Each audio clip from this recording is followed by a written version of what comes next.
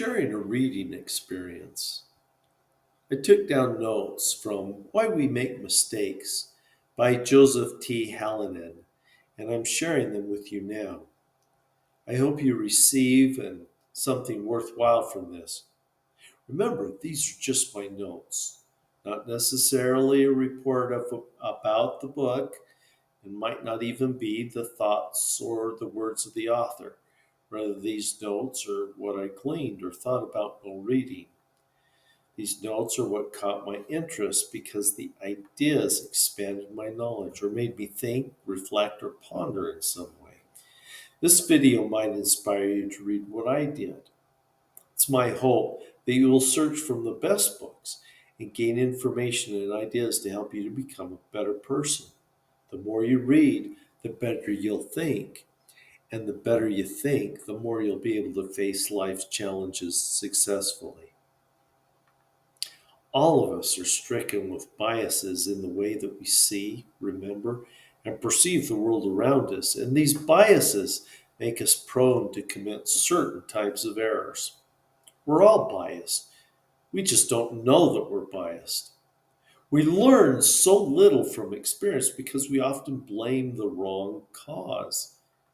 Knowing what happens alters our perception and why it happened, an effect called hindsight bias. We can either fix blame or fix the problem. Many of the tendencies that lead us to make mistakes are so entrenched in our inner workings that it's hard to root them out. It turns out to be very difficult, for example, to unlearn or ignore bad information, even when we know it's wrong or should be ignored. Get plenty of rest because being sleep deprived leaves you more reckless. Being happy may help you to be safe, but you shouldn't be optimistic because overconfidence is a leading cause of error. When someone is an expert, they maintain longer eye contact on something and a longer quiet eye period. As a general rule, people feel more responsible for their actions than for their inactions. We would rather fail to act since we feel less responsible for the outcome. Under certain conditions, we can be consciously aware of two things at the same time, but we never make two decisions at the same time, no matter how simple they are. We actually switch back and forth between tasks, so multitasking is an illusion. This juggling act puts us at a disadvantage. That is because our brain has to slow down to juggle the tasks. Switching back and forth also prevents us from remembering. Only after 2 seconds after switching, we begin to forget. And within 15 seconds of considering a new problem, we've forgotten the old problem. This obviously presents the potential for big mistakes. Just a 2-second distraction while you're driving doubles your risk for an accident. Switching also slows us down. Once we get back to the normal task, it takes as much as 15 minutes to regain our concentration after a distraction. And the older we are, the harder it is to screen out distractions. A distraction to be wary of includes sale items designed to get you to focus on how much they claim you save rather than how much you're actually spending. As something becomes familiar, we tend to notice it less, not more. We see things not as they are, but as we assume they ought to be. Different people exposed to the same thing remember it differently, not because of memory capacity, but because of who they are. The purpose of conversation is not to convey the truth, it is to create an impression. So accuracy tends to take a back seat to impression management. Feedback is a powerful way to shape human behavior. In situations where overconfidence is too high, feedback is often too low. We believe we will act in one way, but often act in another, even in ways that would appear to go against our own self interest. When it comes to personal happiness, there is a good deal of evidence that circumstances don't matter as much as we might think. How can you make fewer mistakes? Think small. All little things, as the song says, mean a lot.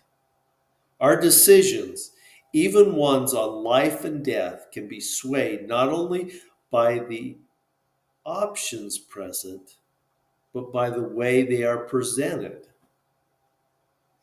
Human decision operates on two levels, one rational, the other instinctive. And these two constantly trade off. When a mistake happens, we often end up blaming the wrong cause. We do not learn from experience because we are not sure which experience to learn from.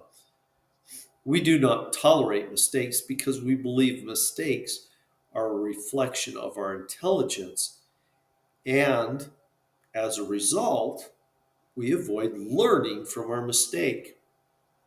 We attribute our rightness to our skill, but when we are wrong, we attribute it to chance. On dark days, a positive attitude may well be all that keeps us from going off the deep end. But positive thinking has its limitations. Among other things, it can blind us to the pitfalls that lay inside our own ideas. Play devil's advocate with yourself. We see only what we expect to see. We skim over things and don't see the details, just the patterns. It helps to slow down, beware of hearsay and some positive past event. Use statistics instead. When making decisions, we often give valid information, like testimonials, more credence than it deserves. So ask for averages, not testimonials. Get sleep. The lack of sleep, even moderately, affects the physical, mental, and emotional abilities. The effects are similar to alcohol impairment because it causes us to be willing to take on greater risks. Happy people tend to be more creative and less prone to errors induced by habits. Good feelings increase the tendency to combine things in new ways and see relatedness between them. I'm influenced by what I see, hear, and read. I take it in, mix it around a bit, spew some of it back out. Sometimes I add chocolate sauce with a cherry on top. My notes are the same. I read, but I might come up with more of a conclusion than the author intended.